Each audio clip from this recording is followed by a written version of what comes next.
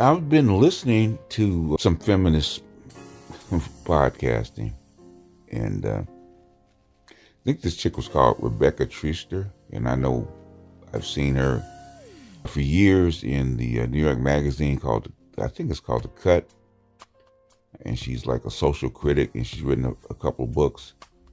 And this one book called All the Single Ladies is about the rise of non-married, unmarried, or women that either don't marry at all or women that marry like later in life. And I'm listening to her explain why marriage is oppressive and how women should have choices. Economically, they're freed from men in the oppression of being wives and mothers and all this kind of stuff, which is fine. Dr. Gigi talks about negative liberty all the time, which is fine. But I'm listening to women like that and feminists like that and stay inside their own feminist bubble. And they talk about each other's books, and it's like a circular argument. They think, I'm beginning to believe that they think that nothing they do has impact on anything else. In other words, there's no such thing as an action and a reaction. It's just them fighting for their independence and their will and their goals and what's important in their life, and nothing else matters. And the world and everybody else is supposed to stay still and support all that. It's supposed to be a solid support structure, a solid wall, or a solid floor, foundation, which on top of which they can actually build on and frame their lives. They talked about, just different stuff like what was she saying that was needed? A rise in minimum wage, more help for single mothers as far as education, childcare, all the other kind of stuff. And they act like money just is invented out of nowhere. It's just they're just gonna print money and pay people. And there's always infinite money and infinite energy and infinite material for them to build out of that doesn't cost anything. It's just a matter of public policy. You just pass a bill and you raise minimum wage. You just pass a bill and have more paid maternity leave. You just pass a bill and have more child care. Yada, yada, yada. And they forget that these services cost money. Now, they want to have a kid independently. They want to have all the costs paid in society, and the father has to pay child support for the kid. For you to have this child, all these costs are supposed to be paid by somebody else. And that's just the way society's supposed to work. And they have no clue about, one, do the men agree to this? Because men are the other half of the equation. Is that the lives that men want to live? Is that the society that men want to participate in? Is their only function is to work and provide and for you and your one offspring if you decide to get married? Because that's what you want to do independently. There's no give back, or there's no thought of how society will actually work out, or society will actually be shaped as it goes along the generations. So in other words, I'm only caring about my little 15 to 20 years as a woman until I get about 40, and then I'm going to pay all this money for in vitro fertilization and have my one kid. And that's only if you're well off. If you make over 100,000, you can actually afford this. Or like Ebony K. Williams, where you're making $500,000 a year. You can afford all these things. What about the people that only make 30,000? What does she do? Where does she get sperm? Can she have a kid at 40? Will she be perpetually single? And if 90% of the women are below that threshold that can actually afford this, what happens when only 10% of the population is having children? What happens to the society? Does it fall off a cliff?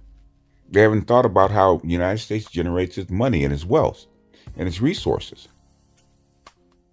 That a lot of the resources that the first world countries benefit off of come at the expense of third world countries and developing countries that sell their labor and their resources for cheaper.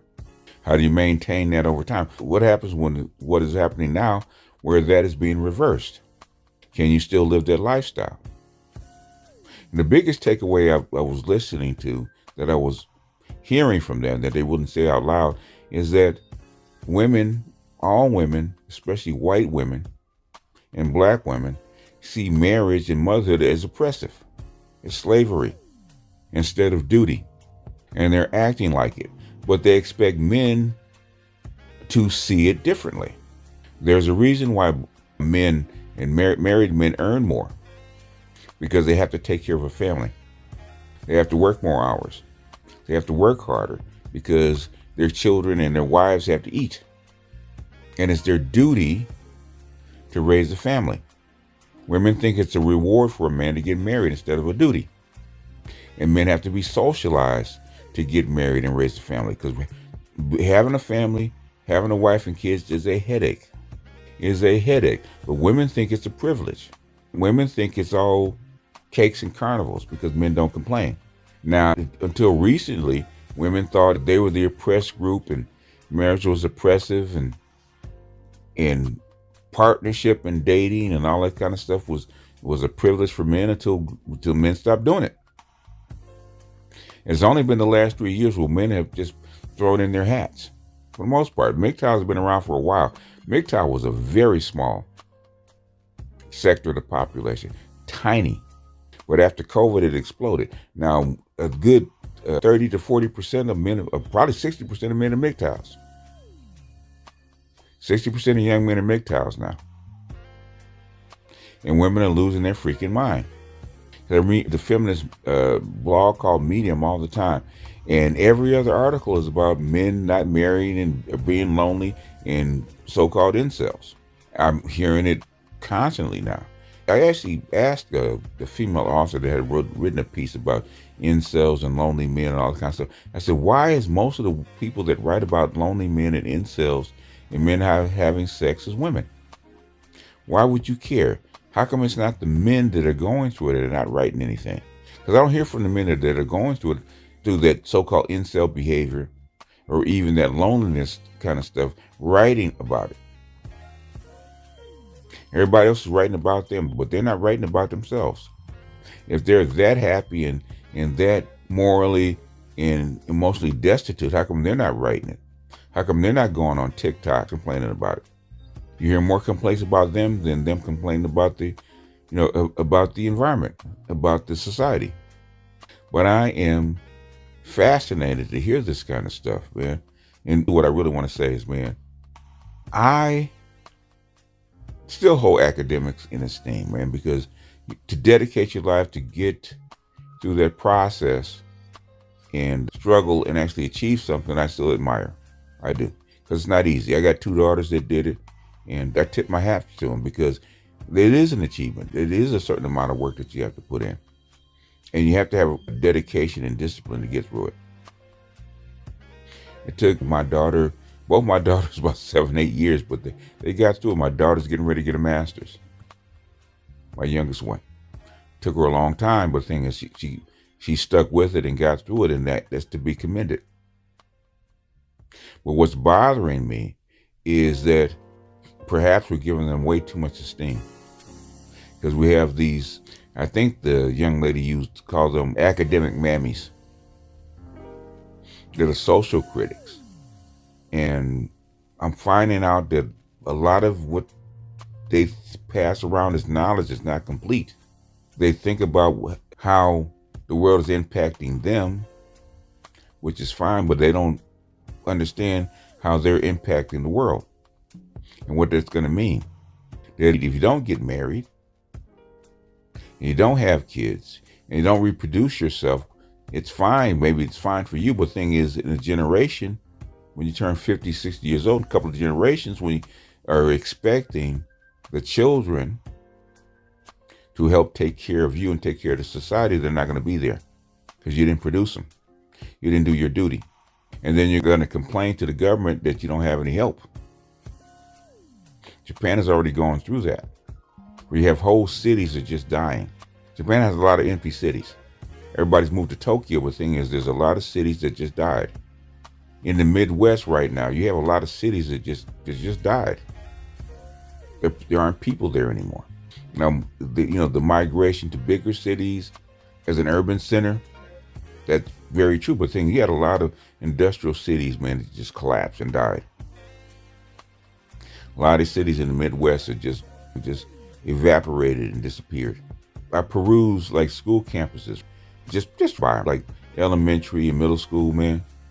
I remember when I was a kid, man, those schools and school grounds were full. You look at playtime and recess, man, it looked like an army with all the kids out there. They were everywhere. You see kids getting out of school, man, like I was in middle school and high school, man. You can see kids get out of school. It's like a wave, like a big ass wave of just sea of uniforms and kids just walking down the street once school let out. Now most schools are ghost town, man. You would, if it wasn't for the fences and the playgrounds, you would swear that there's nobody there. And there's schools around me that just closed. There's schools in the Midwest where there aren't people anymore.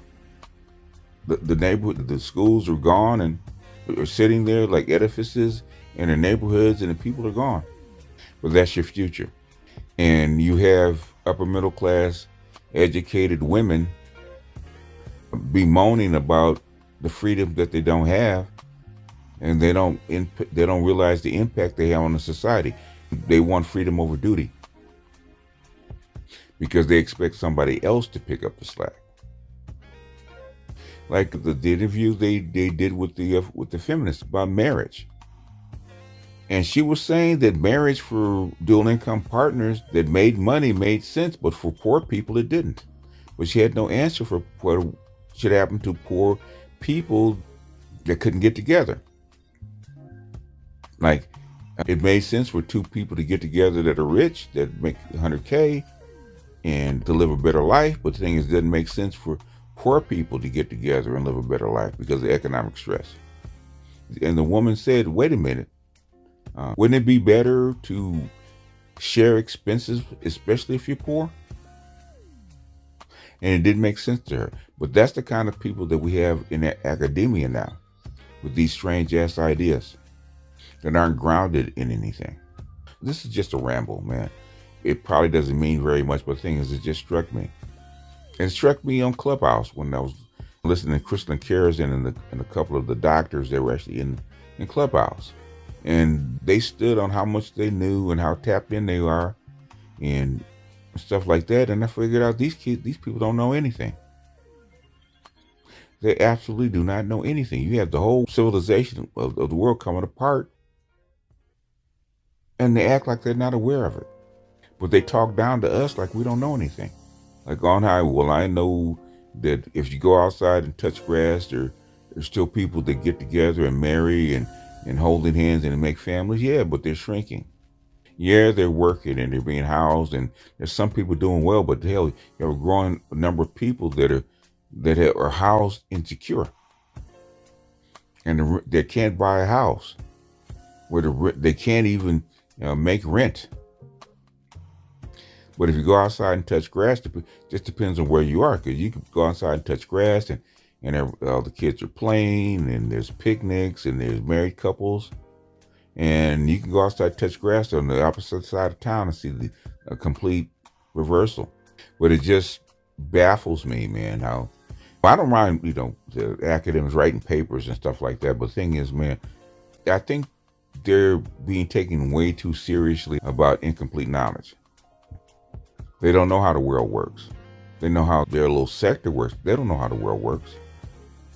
They don't know where America gets its money, how they connect the whole supply chain. They don't know, and I don't think they care. All they want is to be pampered in whatever little luxury that America can afford, and the rest of the world and the rest of the people that are under them be damned. Let them eat cake. Anyhow, that's all I got for this one. BGS out, and I'll see you guys on the next one. Peace.